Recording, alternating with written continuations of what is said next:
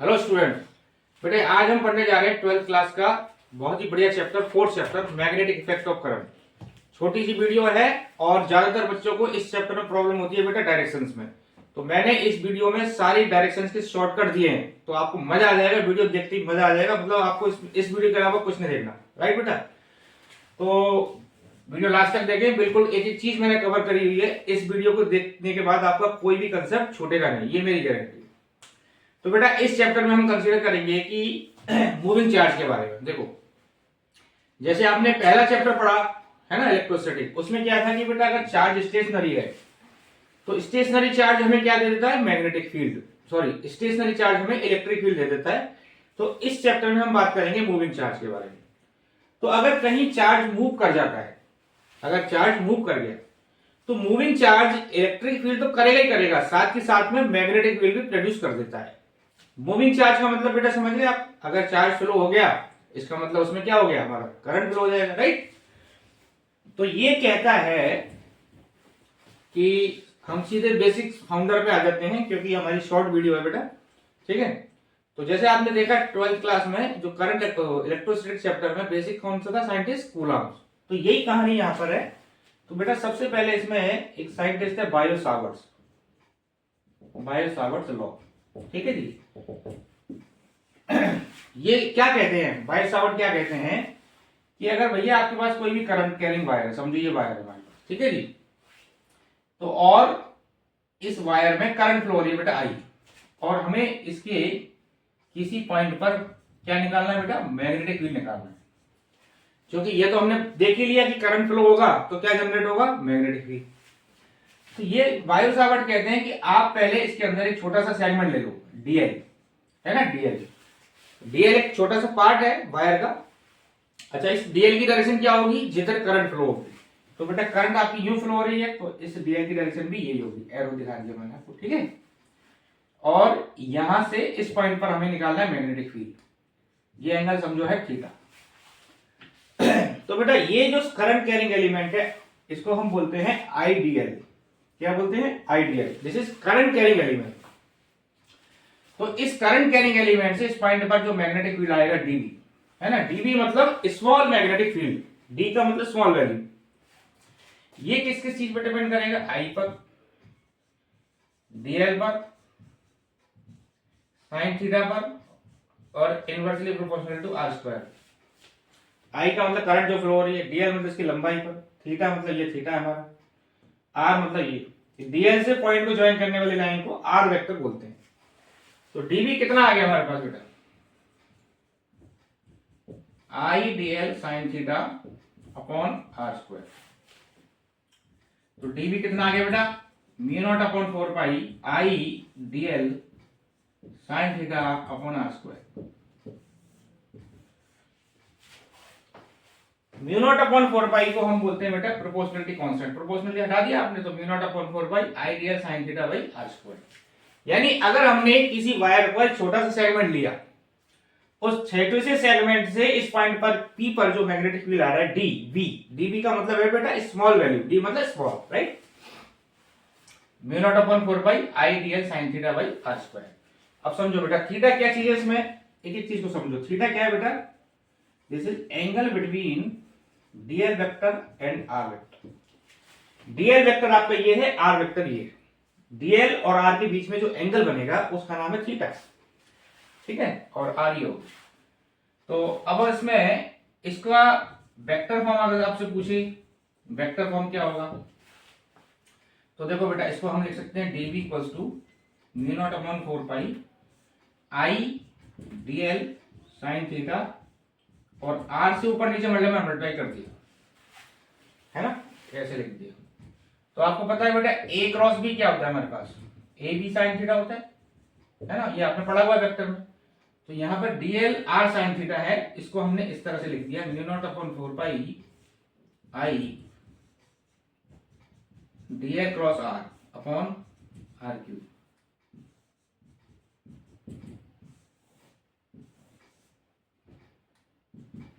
Mu naught upon 4 by I dl cross r by r cube.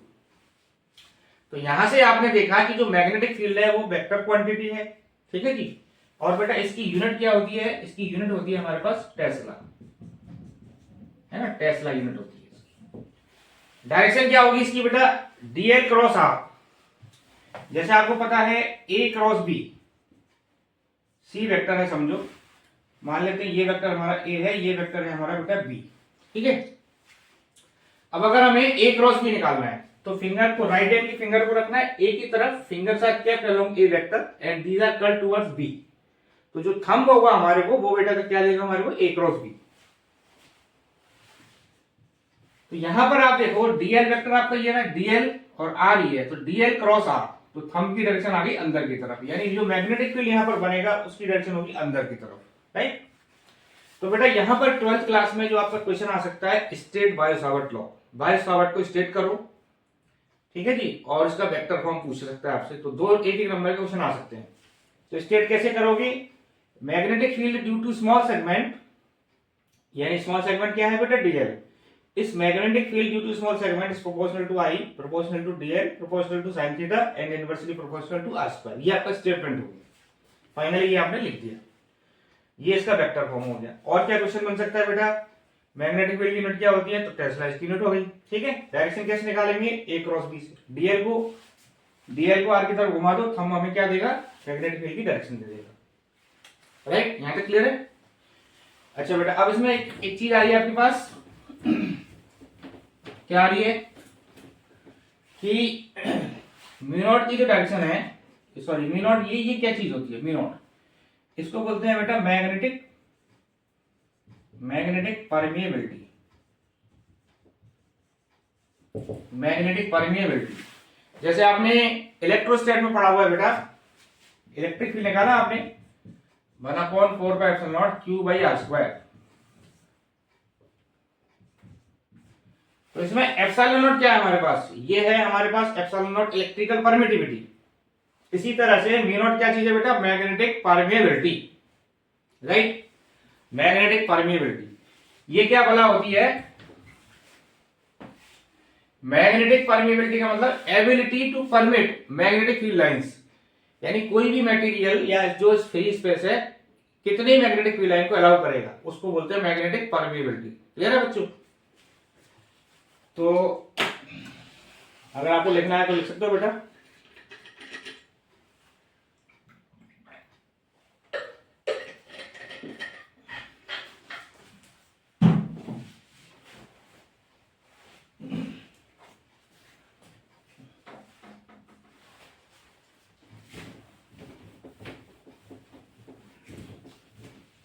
ठीक है जी। अब हमारा मैग्नेटिक फील्ड का फॉर्मूला आ गया, मैग्नेटिक फील्ड का फॉर्मूला क्या आ गया बेटा, बायो-सावर्ट ने जो बताया, dV = μ0/4π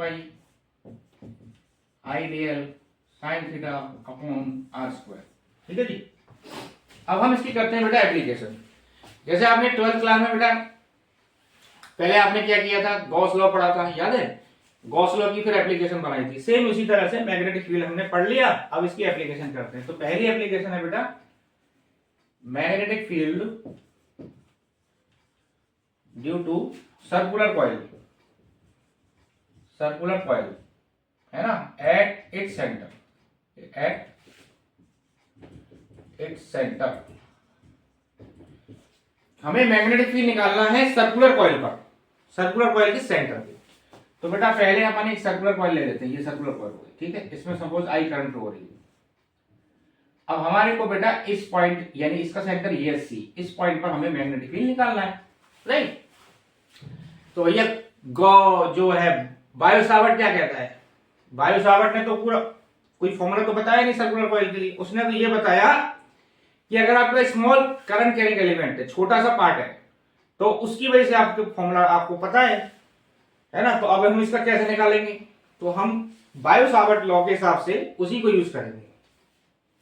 तो बायो-सावर्ट क्या कहते हैं कि भैया पहले आप एक छोटा सा पार्ट ले लो, छोटा सा सेगमेंट ले लिया अपन ने, जैसे ये हमने डीएल ले लिया, ये डीएल हो गई। डीएल की डायरेक्शन क्या होगी बेटा, जिधर करंट फ्लो होती है वही डीएल की डायरेक्शन होती है। तो करंट क्यों फ्लो हो रही है, तो ये हमारा डीएल वेक्टर की डायरेक्शन हो गई, है ना, ये डीएल हो गई। डीएल से जिस पॉइंट पे निकालना है, सी पे निकालना है, डीएल से सी को ज्वाइन कर दो, तो ये आपका आर हो गया, ये एंगल आपके 90 हो गया। अब आप मुझे बताओ बेटा, ये जो डीएल वेक्टर है, डीएल, इससे इस पॉइंट पी पर मैग्नेटिक फील्ड कितना आएगा, इस फॉर्मूले के हिसाब से लगा देते हैं। dB equal to mu not upon 4 pi I dl sine 90 by are square, है ना। डीएल और आर के बीच में कितना एंगल है, 90 डिग्री, तो 90 आ गया। Mu not upon 4 pi I DL upon are square. देखो ये क्या चीज आई है बताओ, ये डीएल वेक्टर से इस पॉइंट पर मैग्नेटिक फील्ड आया, ये छोटे से पार्ट से। तो हमें निकालना है इस पूरे सर्कुलर कॉइल की वजह से मैग्नेटिक फील्ड। तो हम क्या करेंगे, इसको इंटीग्रेशन कर देंगे, राइट। तो बेटा ये आ गया mu not upon 4 pi I by are square integration of DL.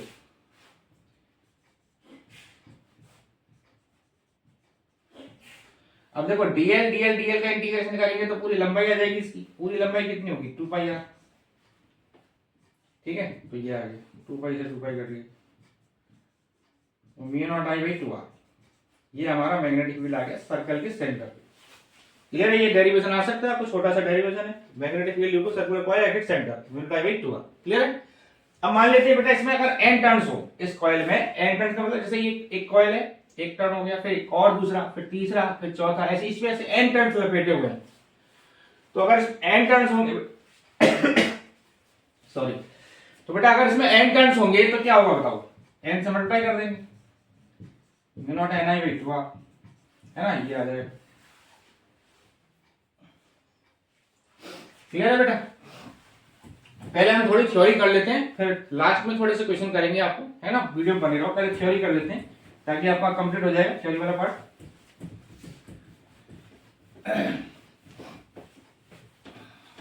यहां तक समझ आ गया बेटा। मैग्नेटिक फील्ड निकाल लिया अपन ने बायो सावर्ट से। अब बायो सावर्ट की एक एप्लीकेशन भी कर ली। अब दूसरी एप्लीकेशन है बेटा इसकी, magnetic field due to straight wire, है ना। हमारे पास एक स्ट्रेट वायर है, इसके इस पॉइंट पर मैग्नेटिक फील्ड निकालना है,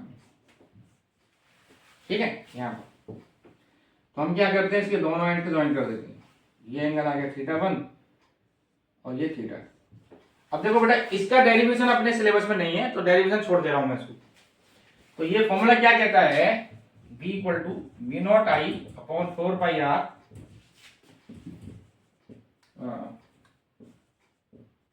साइन θ1 प्लस साइन θ2। ये फॉर्मूला है, मतलब ये वायर है हमारा, समझो ए बी। इस ए बी वायर से आर डिस्टेंस पर हमें मैग्नेटिक फील्ड निकालना है, आर डिस्टेंस पर, है ना। तो ये θ1 ये θ2, इसके पॉइंट को दोनों इसको ज्वाइन कर दो, θ1 है ये θ2 है, ठीक है बेटा। तो ये आ गया mu not I by 4 pi are sine θ1 plus sine θ2, ठीक है जी। अब इसका केस नंबर 1 ले लो बेटा।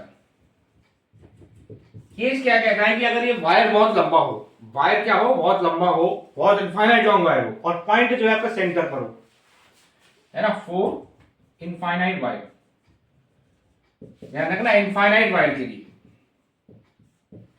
जैसे ये इस तरह से है, मैं आपको बना के दिखाता हूं बच्चों। देखो ये वायर है हमारा, समझो ये, अब ये इनफाइनाइट तक जा रहा है बेटा, इनफाइनाइट तक जा रहा है, और पॉइंट बिल्कुल इसके सेंटर पर है। यहां पर वायर एंड कहां पर है, पॉइंट कहां पर लाई कर रहा है, point lies near to centre, point centre के नियर में लाई कर रहा है यहां पर, यहां। तो जब हम इसके दोनों एंड्स को ज्वाइन करेंगे तो ये लगभग ये वाला एंगल जो है ना, θ1 और θ2, ये बेटा लगभग आएगा 90 डिग्री। कितना आएगा, 90 डिग्री। तो यहां 90 डाल दो आप, साइन 90 और साइन 90 कितना आ जाएगा, 1 + 1, है ना। तो बेटा ये आ गया mu not I by 2 pi are, ये हमारा मैग्नेटिक फील्ड है, ठीक है। Mu not I by 2 pi R, clear है। यानी अगर वायर आपका इनफाइनाइट लॉन्ग हो, वायर कैसा हो बेटा, इनफाइनाइट लॉन्ग, और पॉइंट जो है नियर टू सेंटर लाई कर रहा है, तो मैग्नेटिक फील्ड इतना आ जाएगा, ठीक है। अब केस नंबर 2 ले लेते हैं बेटा। अगर वायर बेटा सेमी इनफाइनाइट हो, 4 semi infinite wire,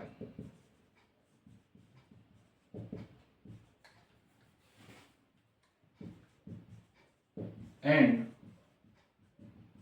point lies near to one end. देखो जी, जैसे हमारा ये वायर है, पॉइंट समझो आपका यहां पर है बेटा, ठीक है जी, ये आपका एंड इनफाइनाइट तक जा रहा है इधर नीचे वाला, और ये पॉइंट यहां। तो आप देखो बेटा, उधर वाला पार्शन तो कट गया, इसको इधर से ज्वाइन कर लेंगे अपन, तो ये एंगल लगभग बनेगा 90 डिग्री। एक चीज याद रखना, जब भी आप इनफाइनाइट एंड को ज्वाइन करोगे तो बेटा ये एंगल हमेशा क्या बनेगा, 90 डिग्री। क्लियर है? तो अब देखो, आपने ये 90 से ज्वाइन कर दिया, तो बेटा ये वाला सॉरी इनफाइनाइट एंड से ज्वाइन किया, तो ये 90 उधर है ही नहीं है, तो आप थीटा 1 तो हो गया आपका 0, क्योंकि इधर वाला पार्ट तो है ही नहीं आपका। थीटा 2 कितना हो गया, 90 डिग्री। तो बेटा यहां पुट करोगे आप mu not I by 4 pi are sine 90 plus 0 मतलब 1 प्लस 0 है ना, तो ये आ गया mu not I by 4 pi R. ठीक है जी, तो ये आ गया।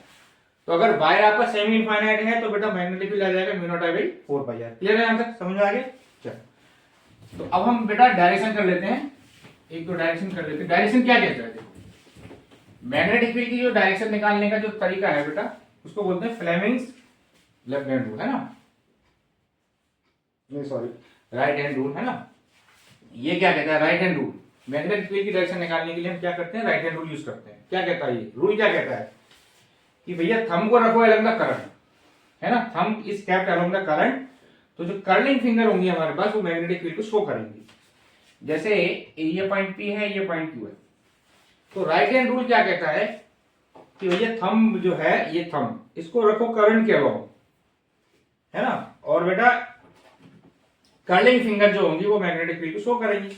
तो समझो ये मेरा मार्कर है और इसमें करंट ऐसे फ्लो हो रही है, तो मैंने थंब को रखा ऐसे, फिंगर को ऐसे कर्ल किया, तो देखो यहां पर अगर मुझे बताना है पी पॉइंट पर, तो पी पॉइंट पर मैग्नेटिक फील्ड लाइन अंदर जा रही होंगी और यहां से बाहर निकल रही होंगी ऐसे, समझ रहे हो बेटा, पी कर अंदर घुस गई, यहां से बाहर आ गई।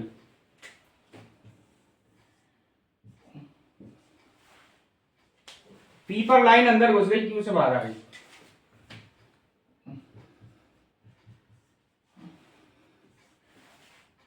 पी पर फील्ड लाइन अंदर घुस गई और क्यू से बाहर आ गई, तो पी पर फील्ड आ गया अंदर की तरफ, यानी अंदर। ठीक है जी, क्रॉस का मतलब है बेटा डाउनवर्ड या इनवर्ड, इनवर्ड या डाउनवर्ड। यहां पर क्या हो गया, ये हो गया अपवर्ड या फिर आउटवर्ड। ठीक है जी, यहां अंदर या बाहर। तो ये तरीका समझ आया, fingers are kept along the current, है ना, और जो कर्लिंग फिंगर होंगी वो हमें क्या देंगे बेटा, डायरेक्शन ऑफ मैग्नेटिक फील्ड। तो एक तो ये तरीका है, लेकिन ये थोड़ा कॉम्प्लिकेट हो जाता है जब आपको 3D के क्वेश्चंस करोगे, तो इसमें लगाने में थोड़ा दिक्कत होगी आपको। तो मैं आपको एक और दूसरा तरीका बता रहा हूं बेटा, जिसका नाम है थप्पड़ रूल, है ना, थप्पड़ रूल। वैसे कोई रूल नहीं है, बट ऐसे बना रखा है। देखो जी, थप्पड़ रूल है ना, थप्पड़, थप्पड़ से नाम है, जैसे थप्पड़ जैसी शेप होती है इसकी। ठीक है जी, तो बेटा ये क्या कहता है, जैसे हमारे पास एक वायर है, इस वायर में करंट फ्लो है आई, समझो। ठीक है बच्चों, थप्पड़ रूल ये कहता है कि फिंगर को रखो अलोंग द करंट, फिंगर को किधर रखना है, करंट के अलोंग। राइट हैंड की फिंगर को करंट के अलोंग रखना है, palm is toward the P, palm को पी की तरफ रखना है। तो थंब जो हमें देगा वो क्या देगा, मैग्नेटिक फील्ड की डायरेक्शन। तो जैसे यहां देखो बेटा,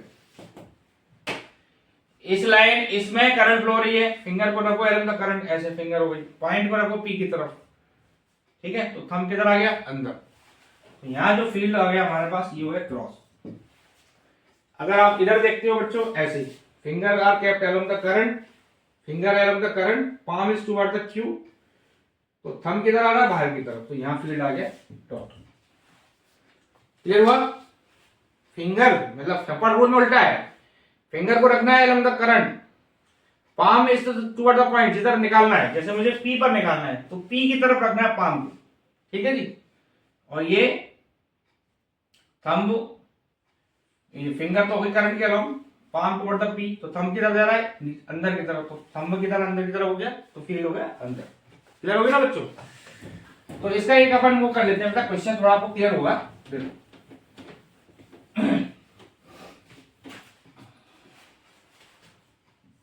जैसे हमारे पास बेटा एक क्या है, ये ABCD,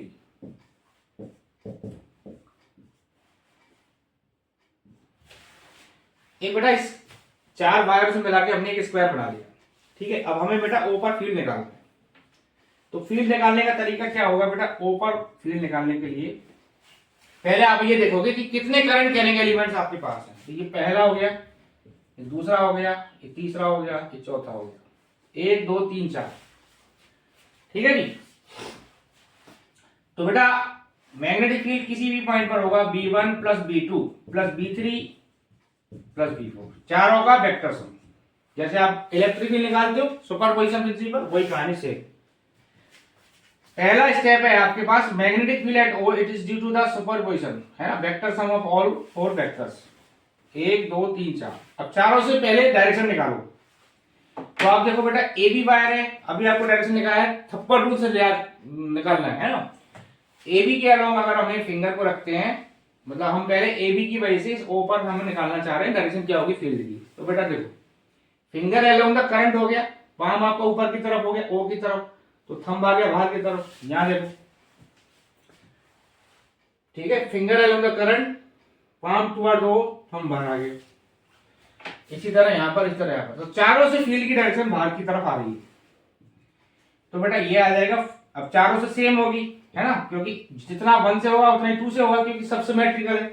तो एक का निकाल के अपन 4 से मल्टीप्लाई कर सकते हैं, 4B1, ठीक है। अब B1 से कितना आएगा, अब अभी आपको मैंने फॉर्मूला बताया कि अगर हमारे पास कोई स्ट्रेट वायर है और इस पॉइंट पर फील्ड निकालना है, तो बेटा इसका फॉर्मूला क्या लिखा हमने, बताओ, μ0I upon 4πr sin θ1 plus sin θ2, यही है फॉर्मूला। तो बेटा अब हम अगर 1 से इस पॉइंट पर फील्ड निकालते हैं, तो पहले हम क्या करेंगे, इसको ज्वाइन कर दिया यहां से और इसको ऐसे मिला दिया, ठीक है, ये वाली चीज। तो ये एंगल कितना आएगा बेटा, ये 90 डिग्री होता है स्क्वायर में, ये 90 है ये, तो इसका आधा ये 45, तो ये कितना आ गया 45, ये भी 45, ठीक है। 4 μ0I, समझो ये हमारा A डिस्टेंस, तो μ0I अपॉन 4π इंटू ये डिस्टेंस कितनी हो जाएगी A/2 साइन 45 प्लस साइन 45, ठीक है, समझ में आ गया। बस इसको सॉल्व कर लेंगे, 4 से 4 कट जाएगा बेटा, 2 μ0I अपॉन πa, और ये साइन 45 प्लस साइन 45 कितना आ गया 1/√2 प्लस 1/√2, 2/√2, ये आपका आंसर है। क्लियर हो गया ना बच्चों, आगे चलें, चलो आगे चलते हैं बेटा। अभी क्वेश्चन और करेंगे हम, पहले देख लेते हैं, पूरी थ्योरी पढ़ लेते हैं बेटा, ठीक है। चलो अब हम करते हैं बेटा magnetic field due to circular coil, है ना, एट इट्स एक्सिस, इसकी एक्सिस पे निकालनी है वो। अभी हमने किस पे निकाला, ध्यान रखना, अभी किस पे निकाला है, सेंटर पे निकाला है। अब हम एक्सिस पे निकालना चाह रहे हैं। जैसे हमारी बेटा ये हमें सर्कुलर कॉइल है ना,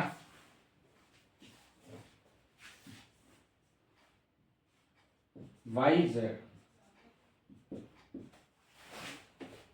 और इसमें ऐसे करंट फ्लो हो रही है इस तरह से, यानी आप ये समझ लो कि, एक मिनट कैसे समझाऊं आपको, एक मिनट,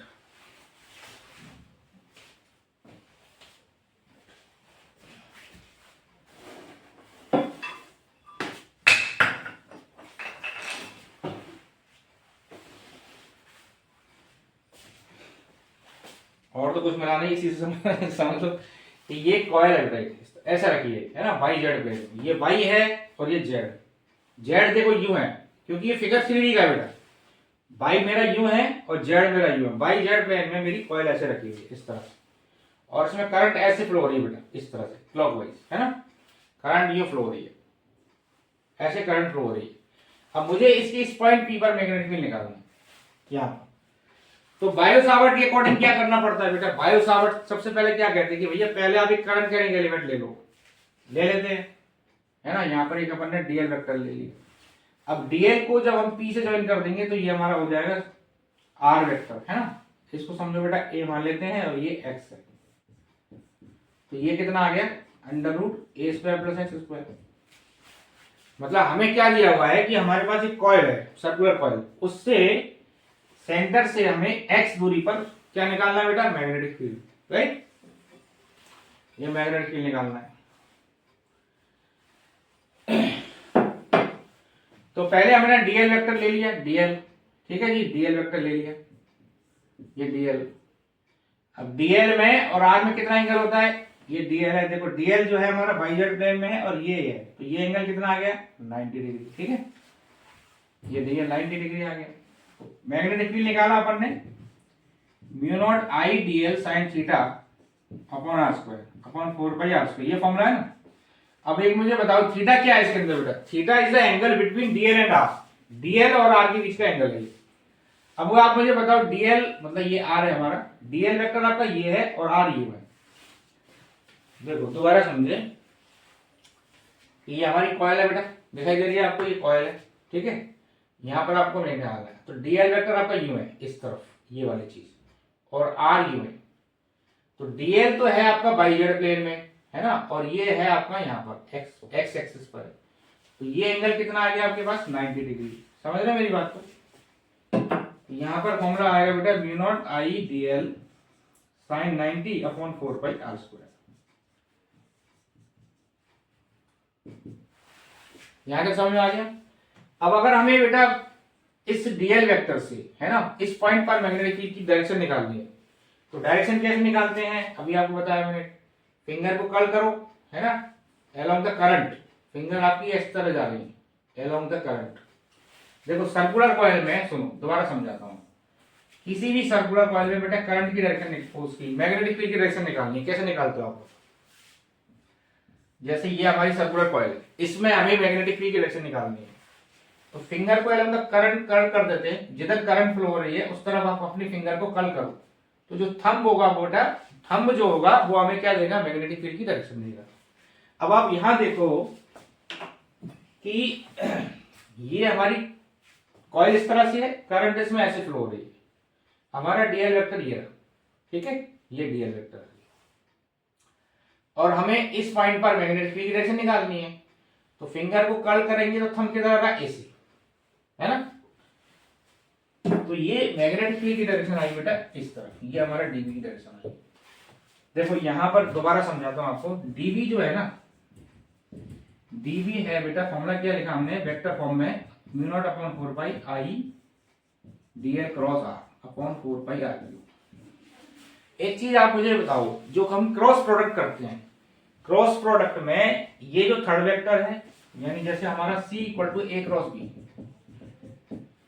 तो जो c की डायरेक्शन होती है वो a और b दोनों के परपेंडिकुलर होती है। सेम यहां पर है, db की जो डायरेक्शन होगी वो dl और r दोनों के परपेंडिकुलर होगी, है ना।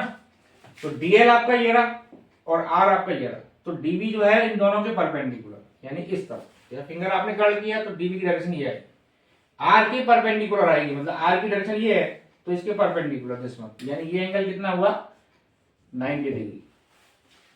यानी कि हम क्रॉस प्रोडक्ट करते हैं बेटा, तो उसमें c को लिखते हैं a क्रॉस b, यानी a और b दोनों के परपेंडिकुलर, तो ये डायरेक्शन आ गई हमारे पास।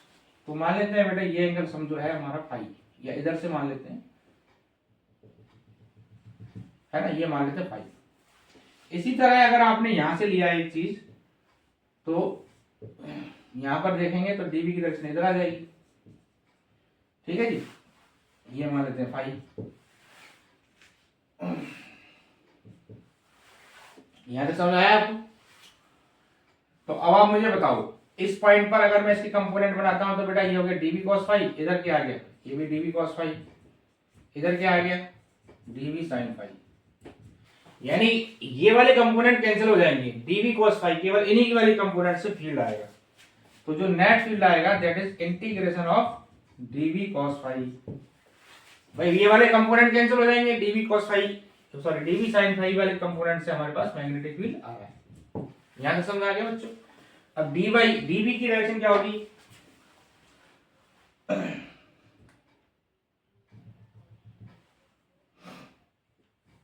एक मिनट इसको थोड़ा सजा देता हूं।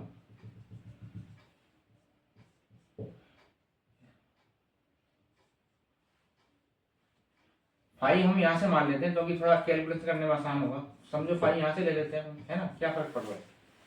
तो देखो बेटा ये फाई है तो इसका इधर कंपोनेंट कितना आ गया डीवी कॉस फाई, है ना, और इधर क्या आ गया DV sine phi, DV sine phi, DV cos phi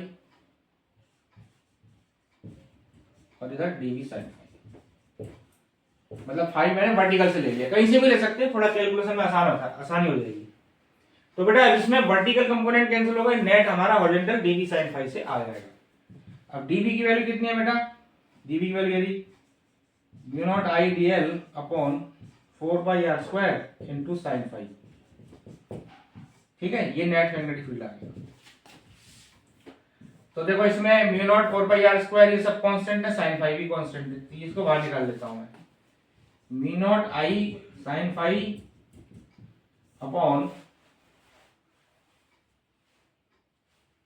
4 पाई, अब जो r की वैल्यू मेरे पास वो ये है ना, तो इसको मैंने लिख दिया बेटा अंडर रूट ए स्क्वायर प्लस एक्स स्क्वायर का whole square into integration of DL. ठीक है, यहां तक समझ आ गया। अब डीएल साइन फाई की वैल्यू क्या होगी बताओ, इस वाले ट्रायंगल में साइन फाई अगर आपको निकालना है तो क्या आएगा बेटा a upon this perpendicular by hypotenuse, है ना, तो a upon under root A square plus x square, है ना, ये आ गया हमारे पास। तो यहाँ वैल्यू पुट करते हैं mu not I upon 4 pi a square plus x square into sine phi की वैल्यू क्या लिख रहा हूं मैं a upon under root A square plus x square into dl कितना आ जाएगा बेटा 2 पाई ए। डीएल का मतलब इसकी पूरी लंबाई हो जाएगी ना, पूरी लंबाई कितनी होगी इसकी, ये जो कॉइल है पूरी लंबाई कितनी होगी 2 पाई ए, ये आ गया 2 पाई से ऊपर कर लिया। तो ये आंसर आ गया बेटा कितना आ गया बोलो, mu naught I a square upon mu not I square upon 2 a square plus x square के बाद 3/2, ये हमारा मैग्नेटिक फील्ड आ जाएगा इस पॉइंट। क्लियर हुआ कि नहीं हुआ बताओ। फॉर्मूला वही है, पहले हमने सेगमेंट लिया, सेगमेंट से यहां पर फील्ड निकाल लिया, ठीक है जी, उसकी डायरेक्शन ये होगी आर के परपेंडिकुलर। अब चूंकि ये फिगर बेटा 3D में है इसलिए थोड़ा समझने में आपको दिक्कत हो सकती है, बट ये मैंने आपको समझाने की पूरी कोशिश की है। ये हमारी कॉइल इस तरह से है, इस तरह से डीएल आपका यूं है, आर यूं है और फील्ड ये भी यूं है, डीएल आर यूं, समझ गए ना, तीनों एक दूसरे के परपेंडिकुलर, आइडियल क्रॉस आर। तो यहां पर हमने ये फाई ले लिया, दोनों ये वर्टिकल कैंसिल हो गए, इन हॉरिजॉन्टल कंपोनेंट का क्या कर दिया इंटीग्रेशन, तो ये हमारा आंसर आ गया। ठीक है, फॉर्मूला क्या आ गया mu not I a square 2 a square plus x square 3/2। Clear है बच्चों। तो देखो बेटा एक सवाल ले लेते हैं ताकि आपको क्लियर होगा।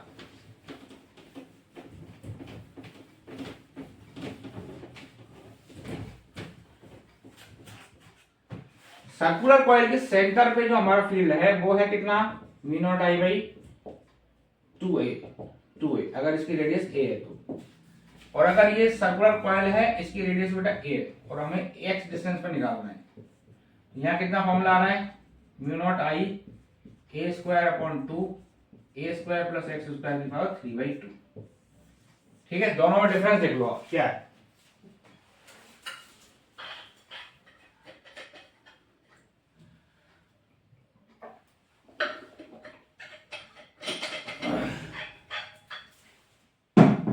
बेटा अगर इसमें x की वैल्यू में 0 पुट कर दूं यहां पर तो क्या आएगा बताओ, x 0 का मतलब क्या हो गया, पॉइंट यहीं पर आ गया यानी सेंटर ही हो गया, तो फॉर्मूला क्या आ जाएगा mu not I by 2a।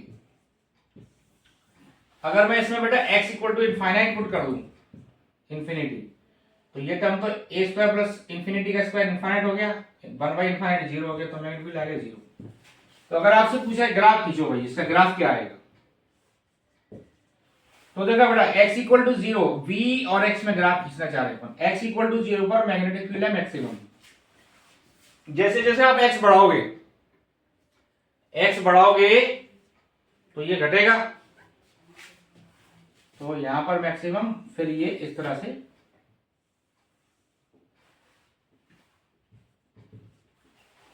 x equal to 0 पर मैग्नेटिक फील्ड मैक्सिमम है, फिर x बढ़ाते जाओ तो मैग्नेटिक फील्ड घटता जाएगा, तो ये इनफाइनाइट पे जाके 0 हो जाएगा। क्लियर है।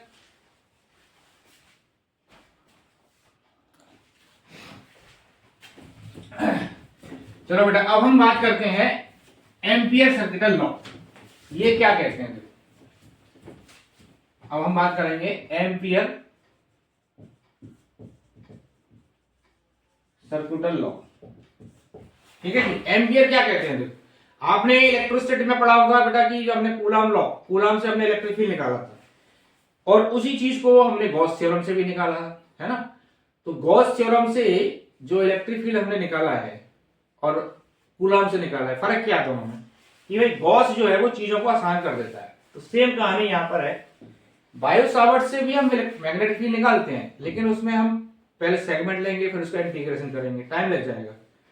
तो एम्पियर कहता है कि भैया मैं आपकी चीजों को आसान कर दूंगा, मैं 1 मिनट में मैग्नेटिक फील्ड निकाल दूंगा, भाई आपको कोई इंटीग्रेशन करने की जरूरत नहीं पड़ेगी। तो एम्पियर सर्किटल लॉ क्या कहता है कि भैया पहले मैं आपको लिख देता हूं v dot dl equal to v not i, ठीक है जी। इसका पहले स्टेटमेंट समझो क्या कहता है, line integration of magnetic field over any close path equals to mu not times the current containing in it. जैसे हमारे पास समझो बेटा ये कोई लूप है इस तरह से, और यहां पर 2 करंट है हमारे, i1 दूसरा i2 और ये i3, एक बाहर भी है समझो, ठीक है जी। तो ये क्या कहता है एम्पियर भाई साहब, क्या बोलते हैं कि भैया आपने एक लूप ले लिया, पहले इस लूप के अंदर जो करंट कैरिंग वायर है, जैसे i1 और i2, यानी इस वायर में डॉट लिखा है, इसमें करंट बाहर की तरफ आ रही है, वायर ऐसे रखा है बाहर की तरफ करंट आ रही है, इसमें करंट अंदर घुस रही है, ठीक है जी। तो बेटा v डॉट dl ये कहता है कि भैया आप इसमें लूप की कोई डायरेक्शन मान लो, जैसे ये लूप की डायरेक्शन मैंने ये मान ली, कुछ भी मान ली, ये लूप की डायरेक्शन होगी, ठीक है नहीं, ये लूप की डायरेक्शन, तो जो लूप की डायरेक्शन है भाई डीएल की डायरेक्शन, ये डीएल की डायरेक्शन होगी। अब इस लूप का आप इंटीग्रेशन कर दो, line integration v dot dl। देखो इलेक्ट्रोस्टैट में वो क्या कहता है गॉस कि भैया E dot ds equal to q by epsilon not.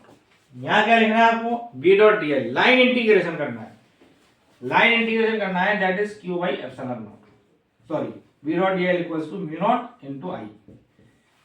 तो एम्पियर भाई साहब बोलते हैं कि मैं इस लाइन का ये जो आपने लूप बनाया ना, इसको हम बोलते हैं एम्पियर लूप, एम्पियर लूप। जैसे यहां पर क्या था बेटा गॉसियन लूप, यहां पर एम्पियर लूप, इस एम्पियर लूप का इंटीग्रेशन कर दो लाइन के अलोंग, तो जो लूप करेंगे इंटीग्रेशन करेंगे that will be mu not into I जो है इसके अंदर नेट आई, जैसे उसके अंदर चार्ज होता है इसमें आई है, तो इसमें कितने हैं बताओ, 2 करंट है i1 और i2, तो mu not i1 minus i2, ठीक है जी, समझ आई बात। स्टेटमेंट ये कहता है कि भैया इस लूप के अंदर जो आपने लूप लिया, इस लूप का लाइन इंटीग्रेशन करो, line integration that will be mu not into I net, इस लूप में जो नेट करंट है दैट इज i1 और i2 दो गए, तो i1 माइनस i2, ये हमारी क्या है एम्पियर सर्किटल लॉ। दोबारा स्टेटमेंट बोल देता हूं, line integration of magnetic field over any close path equal to mu not times the current containing in it. Net current, जब भी करंट की बात करते हैं दैट मींस नेट करंट, तो यहां 2 करंट है, तो i1 माइनस i2। अब आप कहोगे कि कौन सी करंट को पॉजिटिव लेंगे, तो एक चीज याद रखो, यहां पर जो आपने डीएल की डायरेक्शन मानी है वो वाली करंट को पॉजिटिव माना जाएगा। जैसे मैंने डीएल की डायरेक्शन ये मानी है एंटी क्लॉकवाइज, अगर मैं फिंगर को रखता हूं इस तरह से तो थंब मेरा बाहर की तरफ आ रहा है ना कि नहीं आ रहा है, तो बाहर वाली डायरेक्शन को पॉजिटिव माना जाएगा। तो यहाँ पर i1 बाहर की तरफ है ना, तो ये करंट होगी पॉजिटिव, और ये अंदर की तरफ है तो ये नेगेटिव, तो i1 माइनस i2, क्लियर है। अब बेटा इसकी एक एप्लीकेशन कर लेते हैं अपन, फटाफट कर लेते हैं, ठीक है। Magnetic field due to solenoid, ठीक है जी, सोलेनॉइड हमारे पास, सोलेनॉइड क्या होती है पहले ये बताओ। सोलेनॉइड ये कोई नॉन कंडक्टिंग हमारे पास कॉइल है ना, उसमें हमने वायर को रैप कर दिया ऐसे, जैसे समझो ये पेन है और उसमें वायर को ऐसे लपेट दिया, तो ये क्या बन जाएगी सोलेनॉइड, ठीक है जी। तो ये मान लेते हैं हमारे पास इस तरह से ऐसे हमने लपेट दिया, ठीक है। तो समझो यहां से करंट ऐसे आ रही है, ठीक है, ऐसे बाहर जा रही है करंट, यूं चल के ये देखो ऐसे करंट यूं आ रही है, ठीक है जी, करंट यूं चल के यूं ऐसे चल के इसमें बाहर निकल गई। अब हम चाहते हैं कि हम इसके सेंटर पे या इसके एक्सिस पर मैग्नेटिक फील्ड निकालना चाहते हैं बच्चों, है ना। क्या करना चाहते हैं, इसकी एक्सिस पर मैग्नेटिक फील्ड निकालना चाहते हैं, और वो भी किसकी हेल्प से, एम्पियर लॉ की हेल्प से, बायो-सावर्ट से नहीं, एम्पियर से, है ना, एम्पियर की हेल्प से निकालना चाहते हैं। तो अब हम क्या करते हैं, देखो वैसी पहली बात तो ये हमने जो लॉ ये जो बनाई है ना, इसको हम बोलते हैं इनफाइनाइट लॉ। मतलब बेसिकली देखने में छोटी बनाई है बट ये बहुत लंबी है। तो अब मैंने क्या करा, इसको बीच में से काट दिया ऐसे, जैसे ये पेन है, ऐसे आप समझ रहे हो, पेन दिखाई दे रहा है बच्चों, ऐसे ऐसी करंट आ रही है इसमें से, है ना, यूं यूं बाहर आ रही है, से अंदर जा रही है। इसको मैंने बीच में से काट दिया ऐसे, यूं बीच में से काटेंगे तो कैसा दिखाई देगा बोलो।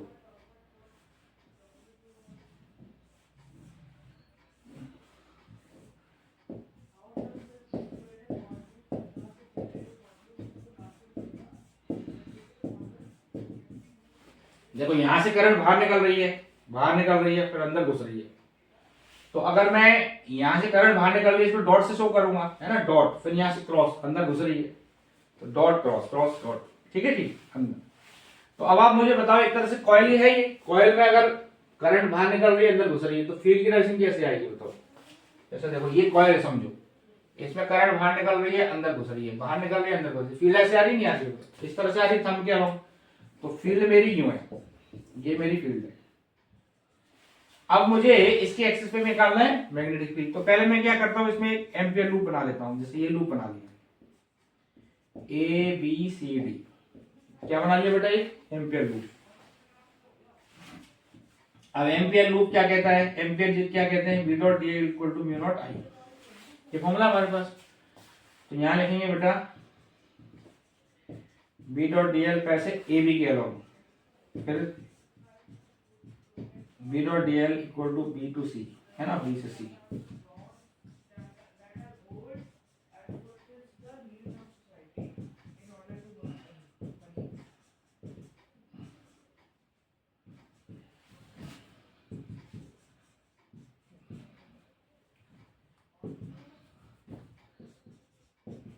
देखो पहले मैंने ए बी के अलाउ लिखा, फिर बी सी के अलाउ लिखा, फिर सी डी के अलाउ, फिर डी ए के अलाउ।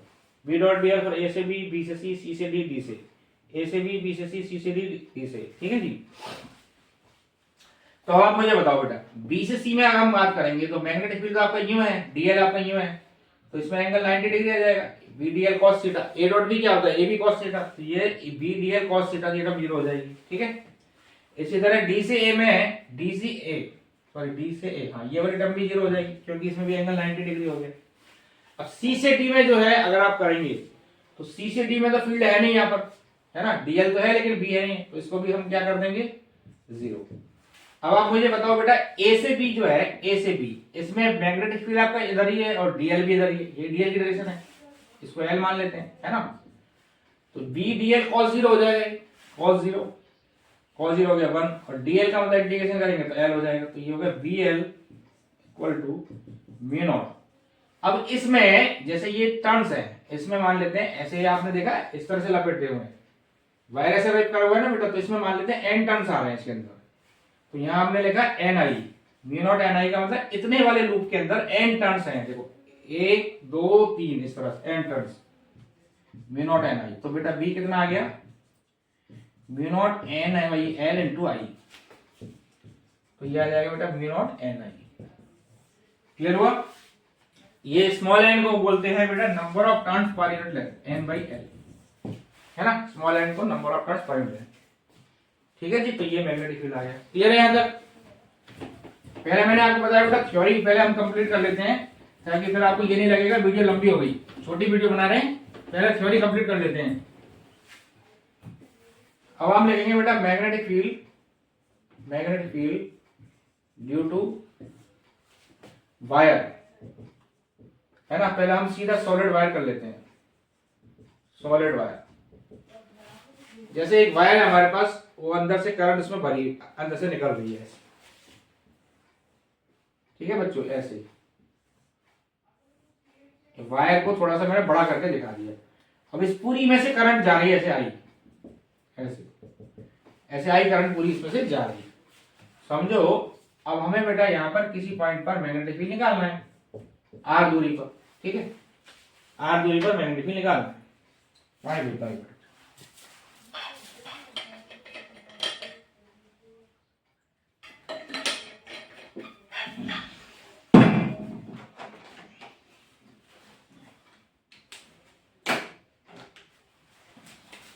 तो बेटा अब हम कैसे निकालेंगे बताओ। एम्पियर ये कहते हैं, एम्पियर भाई साहब क्या करते हैं कि भैया आपको किसी भी पॉइंट पर फील्ड निकालना है तो पहले आप एक एम्पियर लूप बनाओ। वो कैसे बनाते हैं, जिस पॉइंट पर लूप बनाना है उस पॉइंट को कंसीडर करते हुए एक लूप बनाना। जैसे मुझे पी पर फील्ड निकालना है तो पी को कंसीडर करते हुए, जैसे आप इलेक्ट्रोस्टैटिक में बनाते हो ना गॉसियन सरफेस, सिमिलरली यहां पर आपको बनाना है, एम्पियर लूप बनाना है। एम्पियर लूप क्या होता है, सिमेट्रिकल, जैसा चीज होती है वैसा ही। जैसे ये सिलेंडर है तो सिलेंडर को सिलेंडर में बंद करा जाएगा, या एक तरह से सर्कल मान सकते हैं। ये सर्कल है कि नहीं बताओ, इसकी सिमेट्रिकल सर्कल होगी। तो अगर आपने बेटा इस पॉइंट पर फील्ड निकालना है तो इसको कंसीडर करते हुए आपने सर्कुलर ये बना लिया एम्पियर लूप, ये एम्पियर लूप बना लिया, ठीक है जी। ये अब फॉर्मूला क्या हमारा, B dot D l equal to mu not I, ये formula. B dot D l का मतलब B D L cos theta.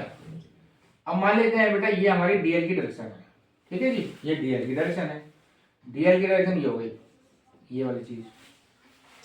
अब आप मुझे बताओ यहां पर इस पॉइंट पी पर डीएल की डायरेक्शन तो मैंने ये बना ली, अब फील्ड की डायरेक्शन क्या होगी मुझे बताओ। फील्ड की डायरेक्शन क्या होगी बच्चों, फील्ड की डायरेक्शन क्या होती है, अभी आपको मैंने बताया था कि जो एग्जैक्ट रूल था कि फिंगर को रखना है थंब के अलाउंग, सॉरी थंब को रखना है करंट के अलाउंग, थंब को किधर रखना है करंट के अलाउंग। तो कर्लिंग फिंगर क्या देंगी मुझे, फील्ड लाइंस। थंब को रखना है around the current, curling finger क्या देंगी, फील्ड की डायरेक्शन। तो यहां देखो आपका ये है वायर, इसमें करंट के अलाउंग आपने थंब को रखा तो फील्ड ऐसे आएगा इस तरफ से, तो यानी डीबी की डायरेक्शन भी यही होगी, समझ रहे ना, मतलब फील्ड की डायरेक्शन भी यही होगी, इस तरह से बी मान लेता हूं। भाई थंब को रखा आपने करंट के अलाउंग, है ना, थंब को रखा करंट के अलाउंग, तो ये कर्लिंग फिंगर की इस तरफ ही आ रही है बेटा, तो ये बी डायरेक्शन इधर ही होगी। तो बी और डीएल में कितना एंगल आ गया, 0 डिग्री, तो B dl cos 0, B dl cos 0 हो गया। यहां पर लिखा dl equal to mu not I. अब डीएल ये है, डीएल का मतलब छोटा सा पार्ट, अब डीएल डीएल डीएल करेंगे तो इस पूरी जो आपने एम्पियर लूप माना है इसकी लंबाई आ जाएगी, that is B into 2 pi r equal to mu not I. तो बी कितना आ गया, mu not I by 2 pi are, ये हमारा बी आ गया, ठीक है जी, mu not I by 2 pi are. तो ये इस पॉइंट से यहां पर मैग्नेटिक फील्ड आ गया, क्लियर है। किसकी हेल्प से निकाला अपन ने, एम्पियर लॉ की, है ना। अब हमें निकालना है समझो अंदर इसकी, जैसे समझो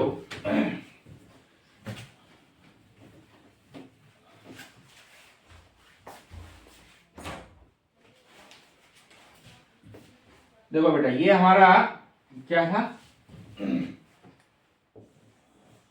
वायर, इसको थोड़ा और बड़ा कर दिया मैंने, और इसकी रेडियस बेटा मान लेते हैं कैपिटल आर है। अब हमें निकालना है इसके अंदर, इस पॉइंट पर फील्ड निकालना है, इस पॉइंट, और करंट इसमें ऐसे घुस रही है, ये पूरी करंट इसमें घुस के जा रही है अंदर, आई इसमें करंट जा रही है, ठीक है। अब हमें इस पॉइंट पी पर फील्ड निकालना है, कैसे करेंगे, इस पॉइंट को कंसीडर करते हुए हमने एक लूप बना लेना है, एम्पियर लूप, ठीक है। यहां पर डीएल की डायरेक्शन ये होगी, अभी आपको बताया करंट इसमें ऐसे फ्लो हो रही है, तो डीबी, फिंगर को रखो करंट के अलाउंग, तो डीबी की डायरेक्शन भी होगी, तो फील्ड की डायरेक्शन भी होगी, ठीक है जी। फॉर्मूला क्या लिखेंगे बेटा, B dot D l equal to mu not I, ठीक है जी। अब आप मुझे बताओ बी डी एल के एंगल में, बी और डी एल में एंगल 0 हो गया, बी डी एल का इंटीग्रेशन करेंगे तो 2 पाई आर हो गया, ये आर डिस्टेंस है, इक्वल टू म्यू नॉट। अब आई क्या होगा, देखो टोटल जो करंट है बेटा इसमें वो तो है आई, लेकिन इसके अंदर जो करंट घुस के आ रही है ये वाली, ये जो करंट है ये तो आई डैश है भाई, पूरी करंट आई है तो इसमें तो छोटी कम है ना करंट, इसको आई डैश मान लेता हूं। तो आई डैश की वैल्यू क्या होगी बताओ, यूनिटरी मेथड से निकाल सकते हैं कि भाई अगर इसका पूरा सर्कल, पूरा इसको है cross section area pi are square, उसमें करंट है बेटा आई, तो यूनिट एरिया में कितना हो गया, आई अपॉन पाई आर स्क्वायर, ठीक है ना। तो अब अगर आपको इसमें निकालनी है तो तो क्या आएगा I upon pi are square into pi are square, कर दिया। तो ये इसमें करंट आ गई I r square upon are square, r से आर कट गया, mu not I r upon 2 pi are square, ये हमारा मैग्नेटिक फील्ड आ गया अंदर की तरफ। ठीक है, तो बेटा इसमें ये कांस्टेंट है, क्या रह गया आर, आर वेरिएबल है, ये आर कहां से डिस्टेंस है एक्सिस से, ये वेरिएबल, तो बी प्रोपोर्शनल टू आर हो गया। मतलब अगर हम यहां से यहां तक जाएंगे तो आर बढ़ेगा, मैग्नेटिक फील्ड भी बढ़ेगा। और बाहर की तरफ हमें क्या निकाला फॉर्मूला, ये तो अंदर की तरफ है, बाहर की तरफ क्या निकाला था formula, mu not I by 2 pi are, तो बाहर के लिए ये रिलेशन आ गया। मतलब अंदर में तो अगर हम एक्सिस से यहां तक जाएंगे सर्कमफेरेंस तक तो आर बढ़ेगा, तो फील्ड बढ़ेगा डायरेक्टली प्रोपोर्शनल, उसमें अंदर इनवर्सली प्रोपोर्शनल हो गया। तो अगर मैं ग्राफ खींचूं बच्चों अगर मैं ग्राफ खींचूं बच्चों तो कैसा ग्राफ आएगा, V और ये R, तो यहां से यहां तक ये और ये V प्रोपोर्शनल टू R और ये V inversely proportional to R, ये ग्राफ है। ठीक है जी, R equals to R, clear हुआ? यहां तक स्ट्रेट लाइन, फिर इनवर्सली प्रोपोर्शनल। एक बार उतार लो बेटा फटाफट। ठीक है बच्चों, आगे चलते हैं। अब इसका चैप्टर का दूसरा पार्ट हम स्टार्ट कर रहे हैं, जिसको हम बोलते हैं मैग्नेटिक फोर्स। क्या करेंगे बेटा, फोर्स, मैग्नेटिक फोर्स। ठीक है जी, ये क्या कहता है कि अगर हम किसी भी मैग्नेटिक फील्ड के अंदर किसी चार्ज को अगर ऐसे घुसा दिए, समझो बी वेलोसिटी से, तो इस पर एक फोर्स लग जाता है जिसको हम बोलते हैं magnetic force, q B cross B, यानी q B B sine theta. ठीक है जी, तो बेटा थीटा क्या है इसके अंदर, theta is the angle between velocity vector and magnetic field. Velocity आपकी इधर है, ये वेलोसिटी है, मैग्नेटिक फील्ड यूं है। थीटा किसके बीच में एंगल है बच्चों, theta is the angle between velocity and magnetic field, velocity जो है मैग्नेटिक फील्ड है। ठीक है, क्यू बी साइन थीटा। इसकी डायरेक्शन निकालने का तरीका क्या है, फ्लेमिंग का left hand rule. Left hand rule क्या कहता है कि भैया लाई लेफ्ट हैंड की फिंगर्स है, ध्यान रखना, ये इसको इस तरह से पोज करवाओ, ये हमारा थंब है, ये हमारा बनाता हूं,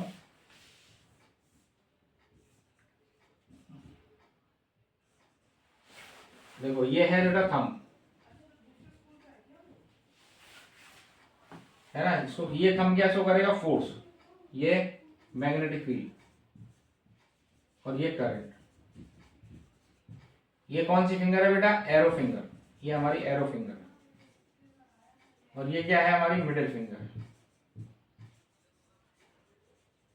ठीक है जी, इसको ऐसे भी आपने 10th में पढ़ा हुआ है, force magnetic field current, father mother child, ऐसे इस तरह से याद करते हैं। तो ये इस तरह से पोज करना है आपको। ये कहता है कि अगर आपका ये थंब आपको फोर्स दे रहा है, ये आपको क्या दे रहा है बेटा, मैग्नेटिक फील्ड, तो ये current. Finger right left hand की फिंगर्स को करंट के अलाउंग रखना है, ये वाली फिंगर मिडिल फिंगर करंट, ये वाली इसको हम क्या बोलते हैं, एरो फिंगर, ये क्या है, मैग्नेटिक फील्ड। तो फोर्स क्या, ये थंब क्या देगा, हमें फोर्स देगा। क्लियर है? तो ये तो है लेफ्ट हैंड रूल के हिसाब से, लेकिन हम दूसरी तरह से भी इसको कर सकते हैं, राइट हैंड रूल से भी कर सकते हैं। राइट हैंड रूल क्या कहता है, right hand rule,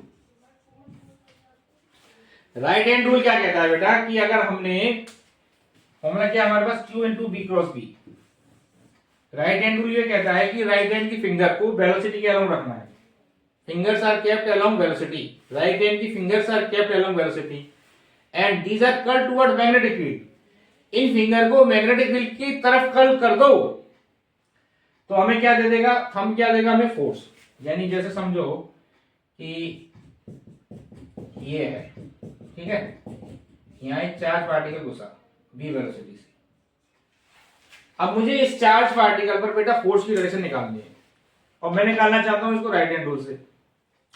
right hand rule क्या कहता है कि फिंगर को रखो अलग, वेलोसिटी, वेलोसिटी के अलग रख दिया, कर्ल कर दो, फील्ड अंदर की तरफ है, क्रॉस मतलब अंदर, अंदर की तरफ लगा तो फोर्स इधर लगा, थंब किधर आ रहा है इधर, यानी फोर्स इस पे इधर लगेगा तो इधर डिफ्लेक्ट हो जाएगा, इस तरह फोर्स लगा क्यू बी। समझ आई बात? ठीक है, चलो अब हम बात करते हैं बेटा लॉरेंट्ज फोर्स। लॉरेंट्ज फोर्स क्या कहता है?